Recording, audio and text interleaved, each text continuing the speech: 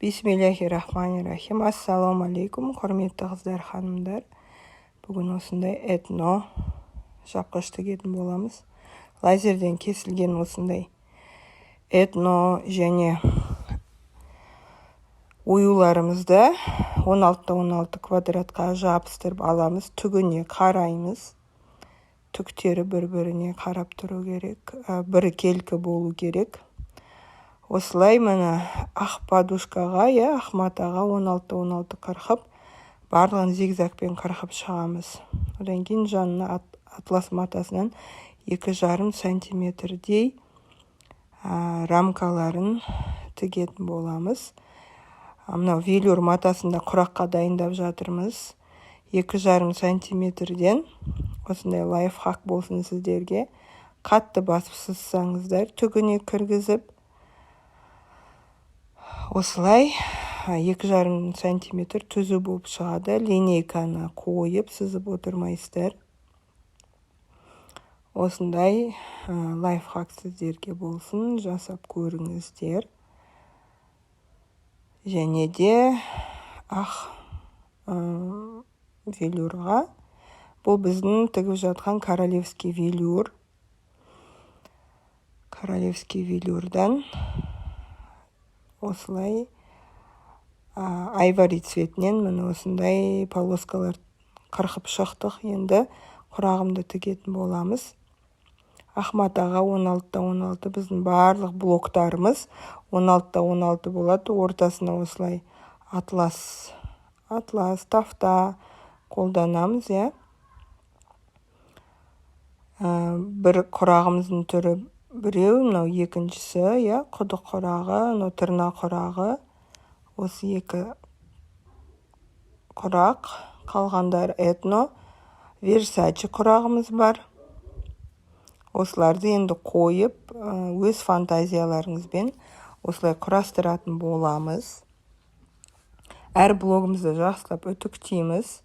Сонда түп-түзу әдемі болып шығады. Және блоктарды жан-жақтарын тігіп, бір-бірімен бірдей етіп, қырқып алу керек артық шеттерін. Арасына осындай атластан немесе тафтадан осындай рамкалар жасайтын боламыз. Сонда біздің әр блогымыз әдемі болып шығып тұрады. Өзіме осындай шеттеріне, әр блоктың шетіне рамкалар тіккен ұнайды. Міне бұл да 2,5 сантиметр. Сонда әр блогымыз әдемі болып, ерекше болып шығады. Әр блоктың жан-жағынан бірінші қысқа етіп, одан кейін ұзыннан қосып шығатын боламыз. Міне әр блогымызды осылай құраймыз. Бірінші бір блок. Міне көрдіңіздер ма? Әрқайсысын осылай құрадық, бір-біріне тігіп. Енді ұзыннан тігетін боламыз. Сонда бізде бір үлкен блок шығады. 16-16 4 блоктан құрап жатырмыз. Сонда бір блогымыз, үлкен бір блогымыз қандай болады? Мына астын көрдіңіздер ма? Әдем ақ шыт матадан тігілген. Сонда блогымыз әдем көрінеді. Міне осылай құрастырылып жатыр.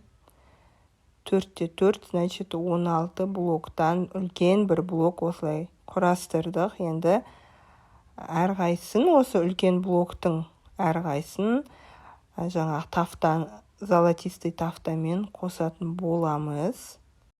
Әр блогымызды тегістеп, түзілеп, бір-бірінің үстіне беттестіріп, осылай түзілеп шығу керек.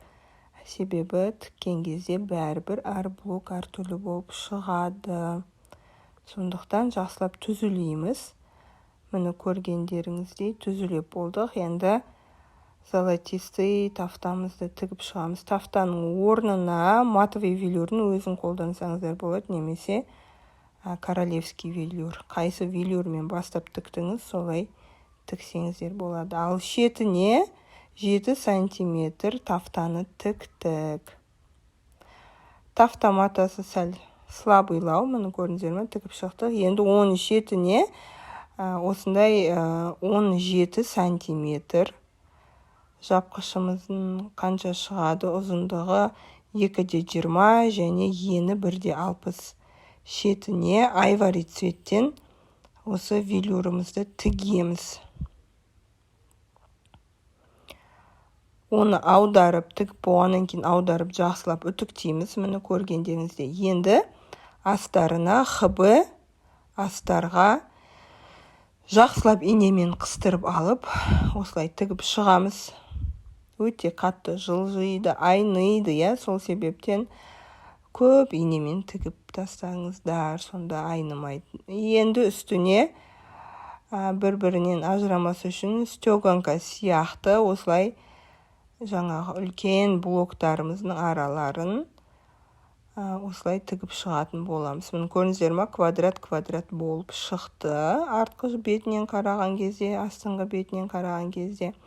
Осыны енді жақсылап үтіктейтін боламыз. Әр тігісімізді үтіктеп отыратын болсақ, әдемі, түзу құрақ шығатын болады. Мұны көргендеріңіздей түп-түзу әдемі құрағымыз шықты. Видео пайдалы болды деген үміттемін. Сіздер де осылай тігіп алыңыздар. Сау болыңыздар.